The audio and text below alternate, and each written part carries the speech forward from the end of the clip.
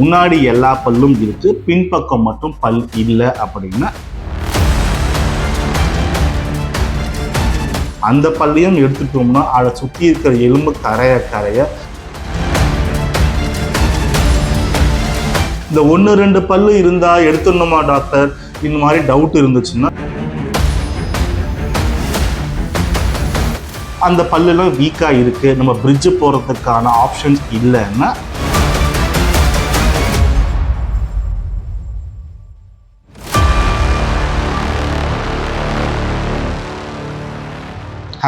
இன்னைக்கு நம்ம பார்க்க போகிறது டீத் ரெஸ்டோரேஷன் பற்றி. அதாவது நிறைய பேஷண்ட் நம்மளுக்கு இன்ஸ்டாகிராம்லேயோ ஃபேஸ்புக்கில் யூடியூப்பில் கேட்குற கேள்வி, எனக்கு முன்னாடி பல்லு இல்லை எப்படி கட்டுவீங்க, எனக்கு ஒரு பக்கமாக பல்லு இல்லை எப்படி கட்டுவீங்க டாக்டர் அப்படின்னு சொல்லிட்டு.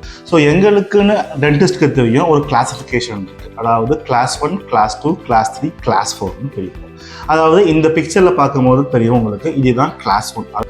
ஸோ இந்த மாதிரி இருக்கும் பட்சத்தில் நம்மளுக்கு ஏற்கனவே தெரியும் ஒரு பல்லு கட்டணும் அப்படின்னா முன்னாடியும் பல்லு இருக்கணும், பின்னாடியும் பல்லு இருக்கணும். ஸோ இந்த கண்டிஷனில் பின்னாடி பக்கம் பல் இல்லாத பட்சத்தில் ஒன்று நம்ம கலட்டி மாற்றுற மாதிரி போட வேண்டியது இருக்கும், இல்லை ஃபிக்ஸடாக வேணும்னா இம்ப்ளான்ட் போடுறது தான் ஒரே ஆப்ஷன். ஸோ இந்த பிக்சரை பார்த்தீங்கன்னா இதை கிளாஸ் 2ன்னு சொல்லுவோம். எல்லா பக்கமும் பல் இருக்கும், ஒரே ஒரு பக்கத்தில் பின் பக்கம் மட்டும் பல் இருக்காது.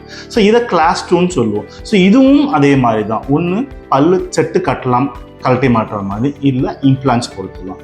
இப்போ இந்த பிக்சரை பார்த்தீங்கன்னா தெரியும், இது கிளாஸ் 3ன்னு சொல்லுவோம். அதாவது முன்னாடியும் பல் இருக்கும், பின்னாடியும் பல் இருக்கும், இடைப்பட்டத்தில் ஒரு கேப் இருக்கும்.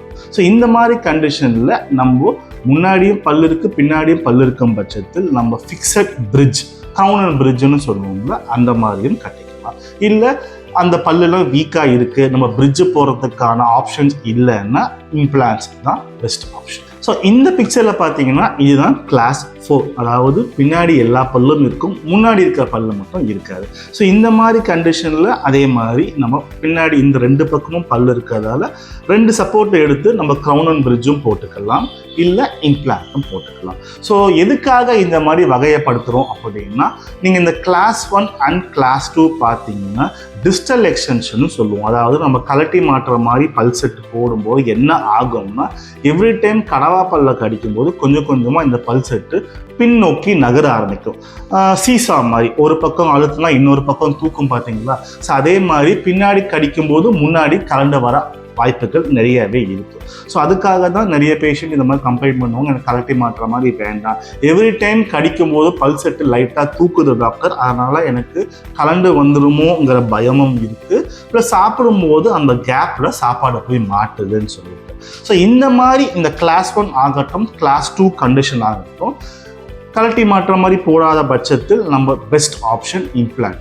ஸோ உங்களுக்கு எந்த பக்கத்தில் பல்லு இல்லை, முன்னாடி இல்லையா இல்லை பின்னாடி இல்லையா, இல்லை இந்த மாதிரி ஒரு ஸ்பெஷல் கண்டிஷனில் பின்னாடியும் பல்லு இல்லாமல் முன்னாடியும் பல்லு இல்லாமல் நடுவில் 2-3 பல்லு மட்டும் இருக்கும்.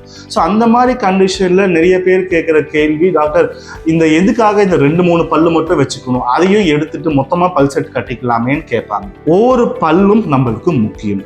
இந்த 2-3 பல்லு இருந்தாலும் அது ஸ்ட்ராங்காக ஆடாமல் இருந்தால், அந்த சுற்றி நல்ல எலும்பு இருந்தால் அதை எடுக்காமல் அப்படியே ரீட்டைன் பண்ணுறதும் காப்பாற்றுறதும் தான் நல்லது. ஏன் அப்படின்னா, அந்த பல்லையும் எடுத்துட்டோம்னா அதை சுற்றி இருக்கிற எலும்பு கரைய நம்ம கலட்டி மாற்ற பல் செட் ஆகட்டும் இல்லை ஃபிக்ஸடாகட்டும், நம்மளுக்கு அந்த இடத்துல எலும்பு ரொம்ப முக்கியமான விஷயம்.